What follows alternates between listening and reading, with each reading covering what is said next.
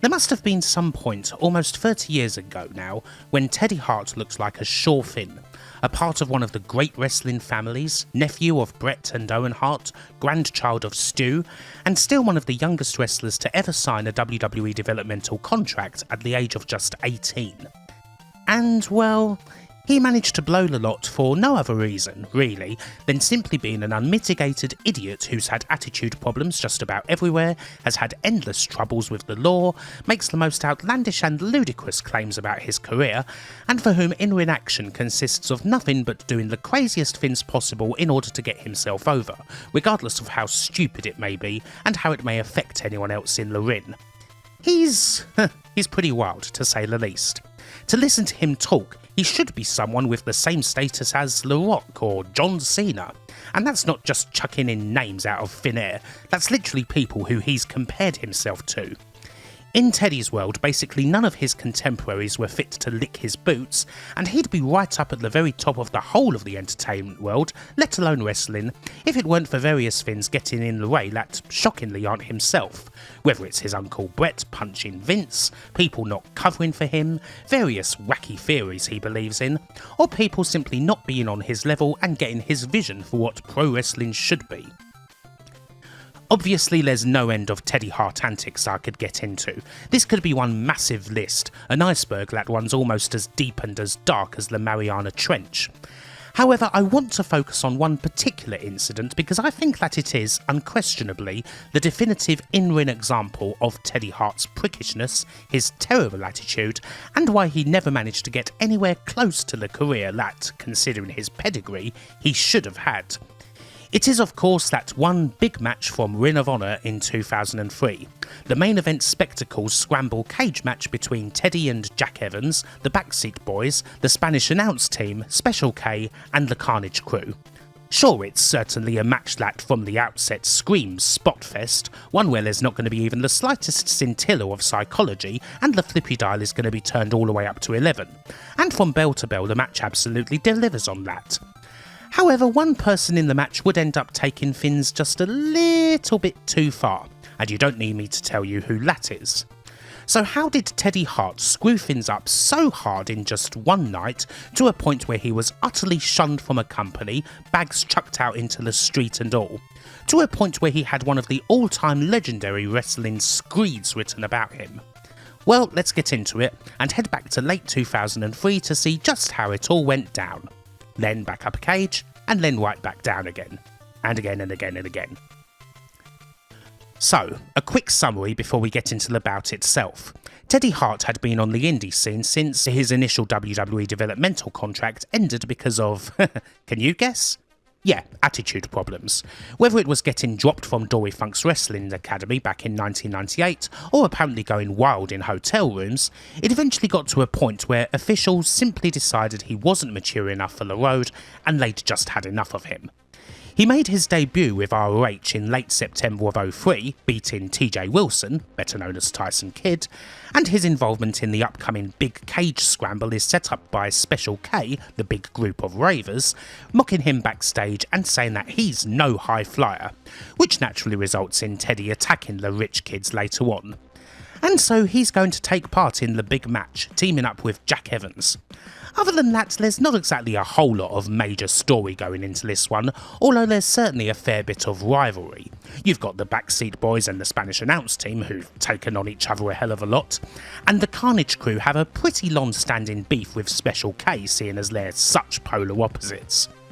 As an aside, Teddy Hart, Jack Evans and TJ Wilson all wrestled in Bruce Hart's incredibly short-lived 2001 promotion, Mat Rats, a show that was based entirely around young junior wrestlers and had a fair bit of investment put into it, but never got off the ground for various reasons. Mat Rats is perhaps a story for another day, but the main reason I mention it is because one of the company's unique ideas was having platforms on the top turnbuckle to make it easier for the wrestlers to do big athletic moves, and ROH are actually going to do this in the scramble cage. There's platforms on the top of the cage as corners, so the guys involved have a lot more footing for their flips. So, let's go to the match. As mentioned, we've got Hart and Evans, and they're up against Trent Acid and Johnny Cashmere, who are the Backseat Boys, the Carnage crew consisting of HC Loke and Tony DeVito, the Spanish announce team of Jose and Joel Maximo, and Angel Dust and Hydro from Special K, who are better known as Azrael and Jay Lethal respectively. The match starts with Hart, Evans and the Backseat Boys, and then the other entries are staggered to be 2 minutes apart, with pinfalls not counting until all 5 teams are in. From bell to bell, the big old spot fest goes off without a hitch. You should know exactly what to expect from this going in, and if you're not into the old flippy shit, then you may as well look away now. It's the sort of bout where there's so much wild stuff happening and there's so many big moves that it's damn near impossible to do a play-by-play of it all, but it does all come off very nicely. We've got 14 minutes of absolute high-wire action, and there's no botchers, so there is no doubt that these teams are pretty frickin' adept at what they do. Of course, one team does provide an exception to the flippy antics, and that's the Carnage crew. Loke and DeVito sure as hell aren't going to be using those platforms, but they're most certainly going to be up for a brawl, and they provide a nice contrast to the other 4 teams. And as you can imagine, there's going to be a bit of claret with this team involved. Things get even more chaotic when Angel Dust and Hydro come in because, as was often the case, all of Special K come with them, a big stable of rich kid ravers, all here to cause trouble. And yet the match doesn't fall apart at all, even with so much happening on the inside and outside. Happily, the big platforms don't get overused. In the end, they're a big part of 3 spots, all of which come off perfectly. First off, Hart and Evans, after a period of downtime on the outside, use it to get back in the match big style. Teddy Hurricane Rana's Evans off the platform and onto the SATs. This is nice, and it also coincides with Special K's arrival, meaning they use it to try and get a quick sneaky pin, although they don't succeed in doing so. Special K end up taking the brunt of the other big spots. Hydro and Joel Maximo end up duking it out on top of a platform, both teasing big moves, but eventually Jose gets up there to help his brother out, and they end up hitting a massive Spanish fly on Hydro, also landing on Evans, Angel Dust and the Carnage crew. That's outrageous enough, but the big moment belongs to Hart and Evans.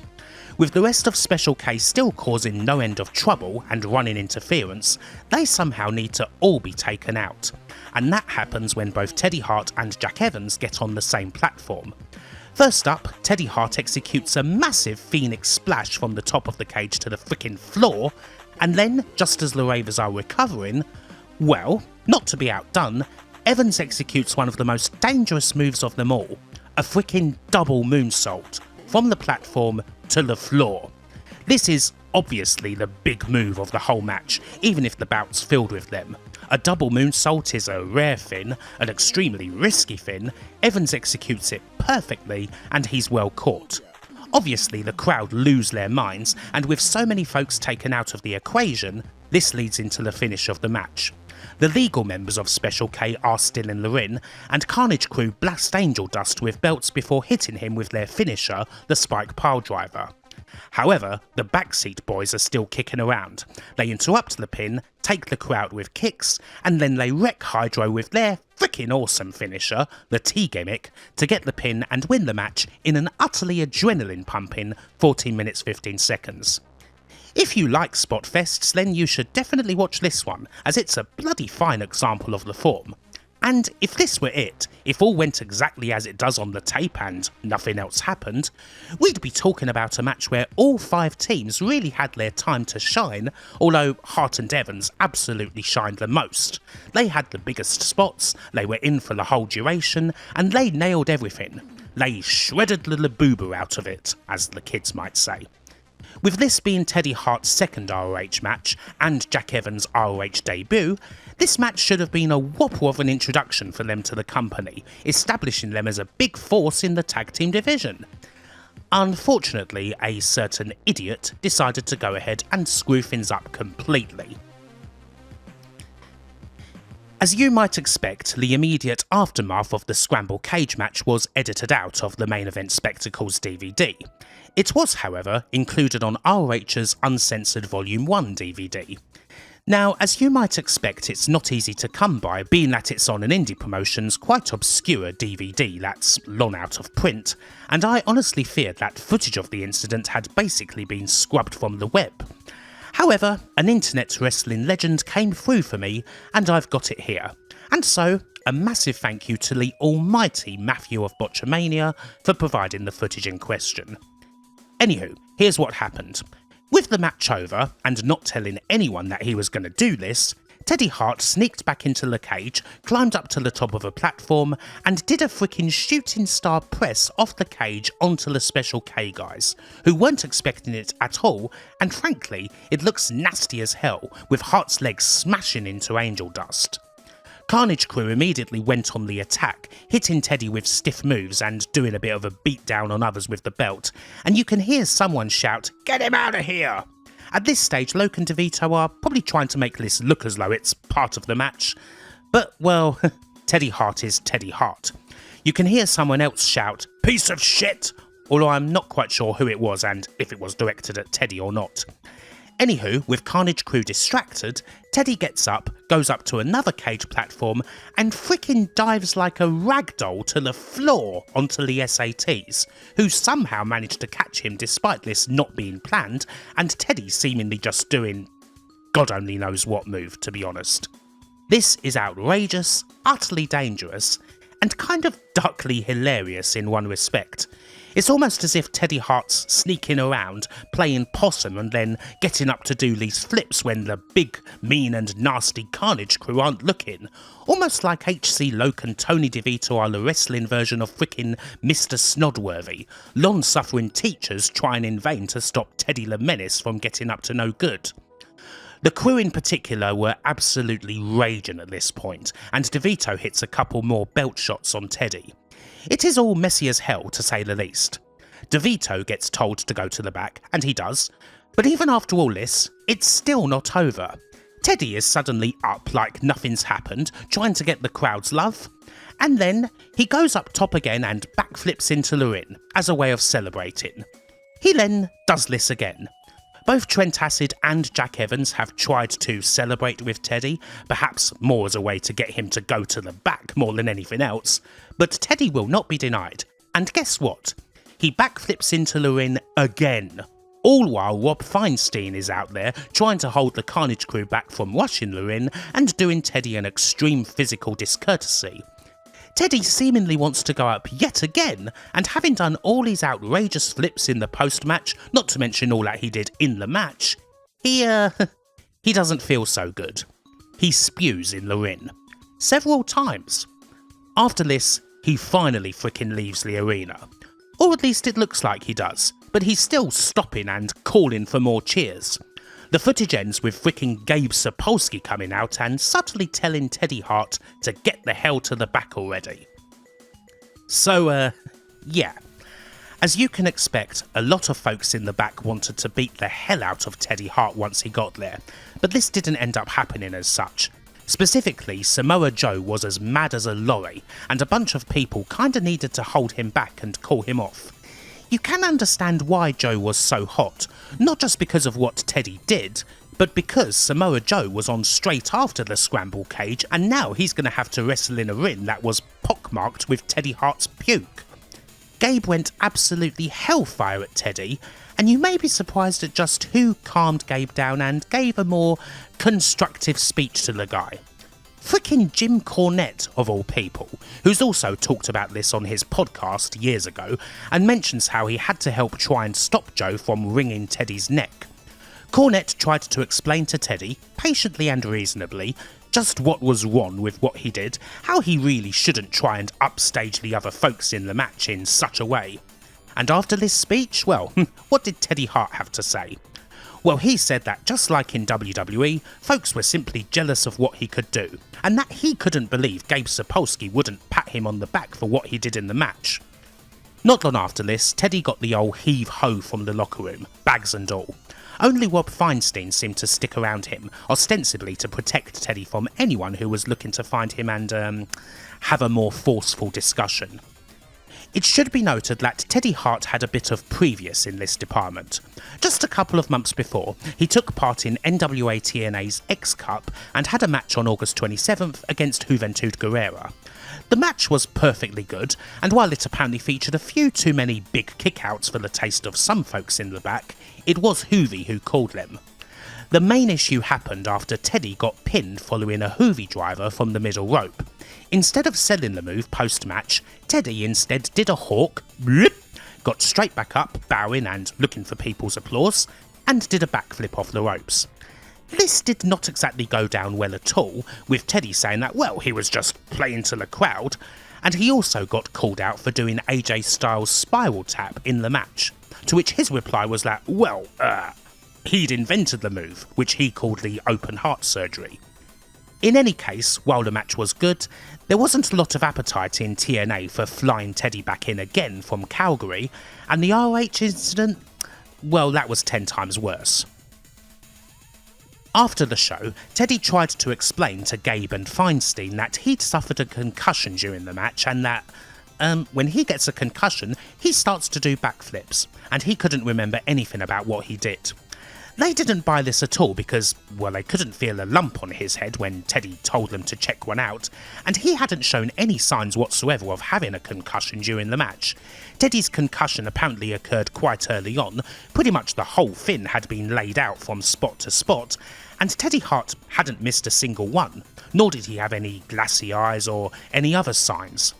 Amusingly, the commentary for the match features a line from Gabe in his Jimmy Bauer commentary persona, both selling Jack Evans potentially having a concussion, and making sure to say that Teddy Hart didn't look like he had a concussion. I find that quite amusing, especially seeing as the commentary on Lee's early ROH shows was all done in post. Speaking of Jack Evans, it should be clarified that there was absolutely no heat on him whatsoever. Evans had impressed everyone with how he'd performed in the match, he didn't take any part in Teddy's post-match shenanigans, and he certainly hadn't encouraged them. That was undoubtedly all Teddy Hart's doing. The fallout would continue in the days and weeks following the bout, with several people, including Teddy himself, putting out their side of the story. Teddy Hart's story changed somewhat. In an interview for the internet radio show Get in the Ring, he went on the offensive, saying that after the match he didn't think he'd showed his best, and so that's why he went back in the ring to do all sorts of crap. Again, this was after previously saying that he'd had a concussion and couldn't remember any of it.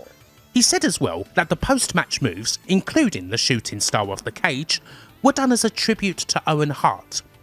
He again reiterated that he thought people in ROH were jealous of what he could do, particularly singling out Steve Corino and AJ Styles, who apparently gave Teddy a list of moves that he couldn't do. Anything else? Well, he said that anyone who tried to blackball Teddy or stop him from giving 100% out there was, again, jealous because they're older than him and don't have his athleticism or creativity, and that these naysayers simply fuel his fire. God gave Teddy Hart the ability to perform moonsaults off of 30-foot cages, and no, ROH's cage was nowhere close to 30 feet tall, it was more like 15, and if God wills Teddy Hart to do those moonsaults and make it to the WWE, then so be it. How did people respond to this? Well, Gabe Sapolsky thought that there was surely no way in hell he could ever book Teddy Hart in ROH again, and that if he did, he would completely lose the respect he had in the locker room, as his attitude sucked that much. While AJ Styles didn't make any comment on it, a couple of wrestlers with internet presences most certainly did. And first up we've got Steve Corino, who wrote a rather firm rebuttal to Teddy on his website. Corino said that Teddy Hart may be one of the bigger assholes that he's come across in his almost 10 years in wrestling, and tries to give him a lesson about courtesy. With regards to Teddy's complaints about AJ Styles asking him not to do the spiral tap, it's simply about AJ Styles not just being higher up in the company, but actually being the champion, which he was in TNA when Teddy did it back in his X-Cup match with Juvi.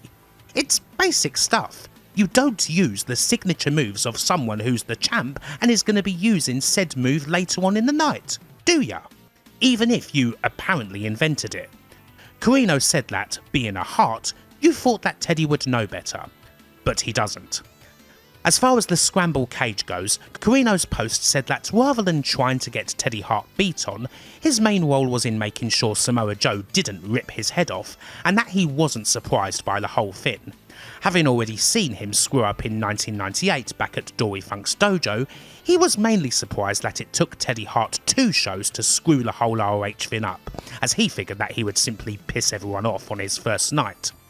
Carino closes by saying that he hopes that Teddy Hart changes for the better, but he's not going to hold his breath for it. Happily, I was able to read this old Carino rant thanks to an ancient online World of Wrestling column by Mark Rose, which quotes the whole thing. And while a lot of stuff on the internet from this time does unfortunately tend to disappear, happily OWW is still kicking around, as is another ancient place, LiveJournal. Because LiveJournal still exists, we can go directly to the source of a rant that makes even Carino's rebuttal to Teddy Hart look positively cloying by comparison.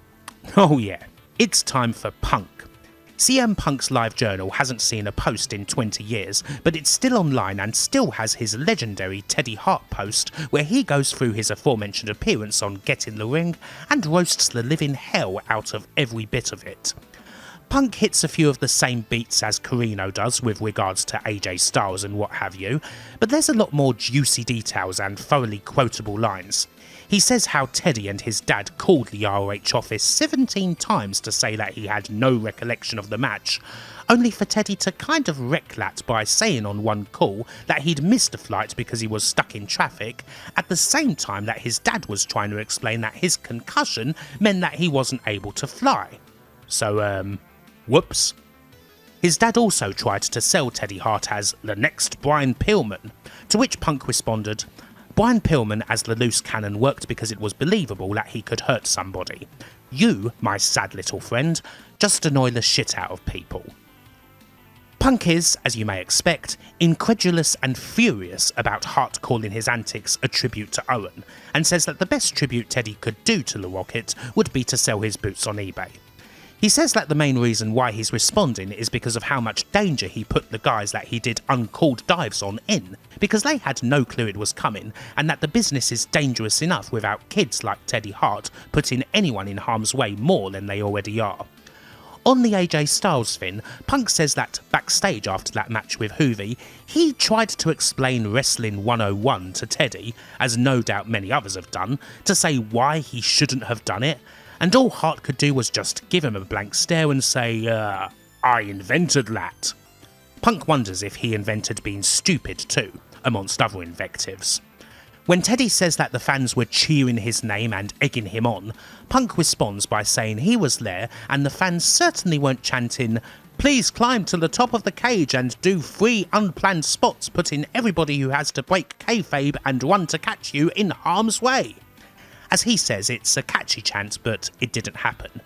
Indeed, as far as the chants go, well, while the crowd did chant Teddy's name at first, it does notably start to turn a little when he continues to backflip into the ring, and especially when he upchucks his Cracker Barrel. They don't boo, but it's just awkward.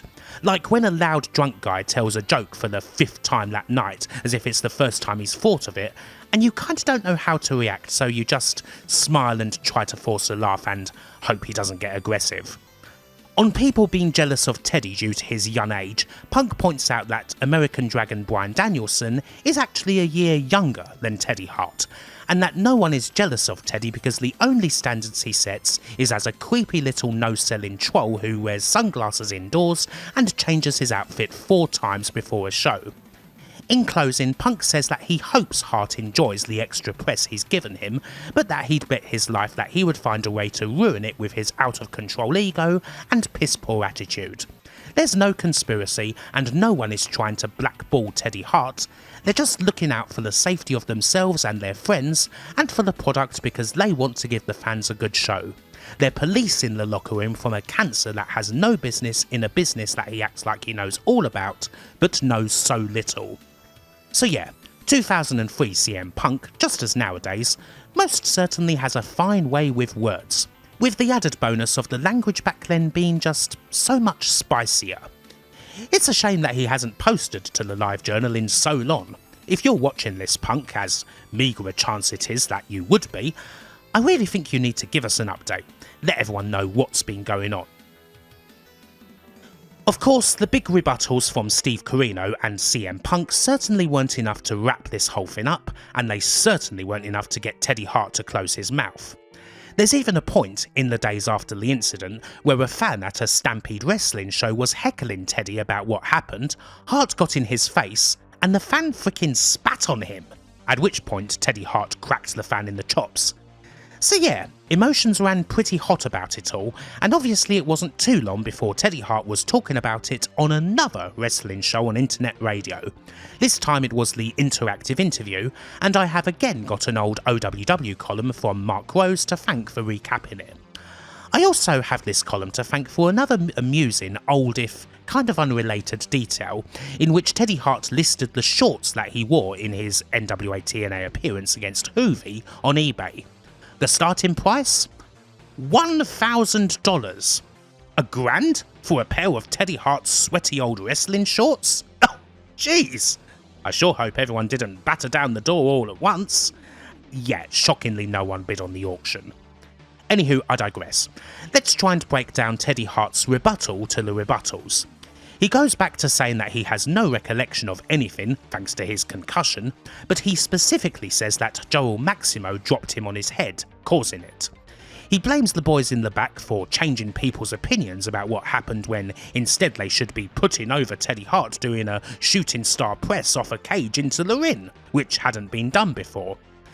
He goes into extra backstage detail, insulting a girl who was with Steve Corino and saying that a friend of his got into an altercation with Samoa Joe, also calling Corino a jabroni who stunk in Dory Funk's dojo and is worse now.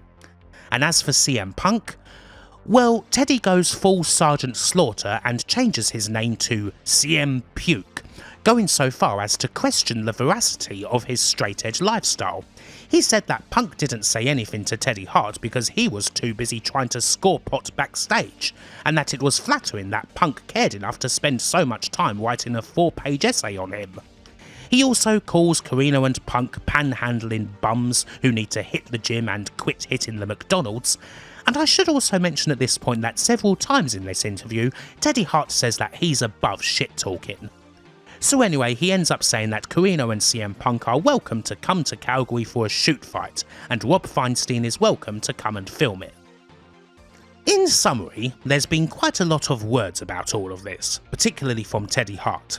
They're not exactly good words, and they're often rather conflicting words, but they are unquestionably words. But how about actions? Was there any more physical fallouts from all this, online shit-talking and promo cutting? Oh yeah, there most certainly was. After all, it's rare for the doors in professional wrestling to be fully closed. Teddy Hart was still getting plenty of bookings, and a few months later old NWA TNA were interested in bringing him in again. Sleazy? Perhaps, but then we should remember that it is still only early 2004 in the Teddy Hart timeline. The guy is obviously still young, and there were still a lot of people who thought that if somehow he could get his attitude right, whether through the help of himself or through the nurturing of others, he could end up working out somewhere. If he was able to hone the talent and ditch all the crap behaviour, he would potentially have a pretty high ceiling. And in fact, TNA weren't the only promotion interested in bringing Teddy Hart back. Yes, it's March 2004, only a few months after the big Scramble Cage debacle, and Teddy Hart got booked to work Ring of Honor again, despite all the drama, the puking, the bags chucked out the building and everything. So, well, what happened? Why did things cool down so relatively quickly? Well, it's not as if people and companies were on an island in the Indies. It wasn't exactly long before people like, say, AJ Styles and Teddy Hart worked together again on a show, and these things passed without incident to the point where in February 2004, there were reports that perhaps ROH had cooled down their stance on the old Ted star. Perhaps Dave Penza, who was Hart's manager at the time, helped on that front. And sure enough, Teddy Hart would end up booked on the March 13th show in a big old 6-man mayhem match. There were reports that Hart and Penza wanted to work some sort of loose cannon type angle in which Teddy Hart bought a ticket to the show and got in that way, although Gabe Sapolsky decided against doing anything like that. It should also be mentioned that this show was in the same arena in which the Scramble Cage match took place. As far as TNA goes, Teddy Hart was booked for the company's next X Cup tournament, which would be taking place in March. Now this seems innocuous enough, but there is one little thing to add to the equation, that being CM Punk also working TNA at this time. Sure enough, the pair would get into it big style. It started in a place called the White Trash Cafe at the Nashville Fairgrounds, and yes, that was its actual name, where Punk was eating with Petey Williams. Teddy Hart came in there and the pair exchanged words, at which point they agreed to settle it outside. It seems as though Punk fired the first slap, Hart responded with a right, they scuffled and ended up on the ground with Hart on top, but then the fight was broken up by, Sabu, who apparently got an accidental kick in the nuts from Teddy. 'Cause yeah, of course Sabu broke up the fight. In the world of Teddy Hart, Sabu breaking up his fight is perhaps the only thing that makes a lick of sense. In the end, both of them were called to a meeting with Don Harris where they got the old no chairs and no biscuits treatment, and told in no uncertain terms that any repeats of the incident would see them out on their arse. It is a little hazy, in all honesty, but reports range from there either being no clear winner in the fight to Teddy Hart getting the better of the skirmish, and shockingly, not all reports of the latter come from the mouth of Teddy Hart. Although of course he's commented saying that he dominated the brawl and that he could also last a couple of rounds with any UFC fighter and so on. That said, multiple accounts do have Teddy Hart as the winner of the fight, and he did have legit boxing training. In the end, it's the sort of thing that perhaps didn't reflect all that well on either Punk or Teddy Hart, particularly at the time, although you could probably argue that Punk got it worse, as much as any of this crap matters. After all, Teddy Hart already had a terrible reputation going into this and it couldn't sink much lower, whereas Punk did not, although this didn't ruin his rep or anything. Actually, some people were wondering if the whole thing was actually just a work-shoot type dealie, although if it was then it wouldn't have ended up being in TNA. Teddy Hart apparently suffered a knee injury following his X Cup matches, and between this and the Punk incident, he wouldn't end up getting booked by TNA again. CM Punk's time in TNA would also end at this time, although that was for wholly different reasons that we will touch on in a little bit. What about the ROH side of things? Well, one of the reasons why some people believe that what happened between CM Punk and Teddy Hart was a work was because that from the looks of things, one of the reasons why Hart had been brought back into the ROH fold was for a feud with Steve Corino that would be a bit work-shooty and result in an empty arena match. It seemed as though Hart and Corino had worked out their differences a bit, or at least they'd worked it out enough to potentially do a bit of business together, which is a natural thing for the kin of old school to do, and people wondered if Teddy and CM Punk had worked out a similar deal. However, none of the planned Teddy Hart and Steve Corino stuff ended up happening, and in fact the reasons why they didn't happen don't seem to have had much to do with Teddy Hart. Indeed, while he got a mixed response for his return at March 9th's At Our Best show, the match and post-match all passed without incident, although there was a little worked-shoot segment in the six-man mayhem bout calling back to it. Instead, it was more to do with the chaos that engulfed ROH at the time, thanks to Rob Feinstein getting caught in the big FBI sting operation aimed at, people who talk nonsense. After being caught on TV with a glazed and thoroughly exposed look in his eyes as he ran back to his Lexus, it was quickly announced that ROH had severed all ties with Feinstein and RF Video, although this obviously left ROH in a world of shit, especially with TNA pulling all their talent from ROH's shows, which is what led to the end of Punk's time in TNA as he decided to stick by Ring of Honor. As for the Teddy Hart and Steve Corino thing, that was initially a Rob Feinstein idea, and while it at first seemed like ROH was still thinking about going ahead with it, it didn't happen, and with the idea nixed, there wasn't much for Teddy to do in ROH, and he simply wasn't booked further.